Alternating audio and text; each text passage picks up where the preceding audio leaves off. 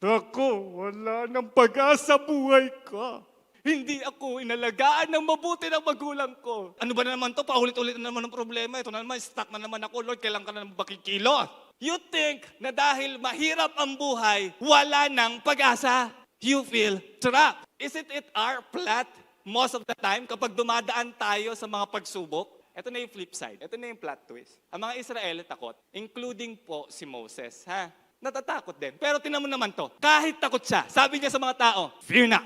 Stand firm and see the salvation of the Lord, which He will work for you today. Si Moses ba ay natatakot? Oo naman, natatakot. Pero hindi niya hinayaan ang takot ang maniig sa kanya. Pinaliktad niya ang kanyang takot. Sinabi niya sa kanyang sarili, huwag kang matakot. Merong gagawin ang Panginoon. When you are facing fear, say to yourself, fear not.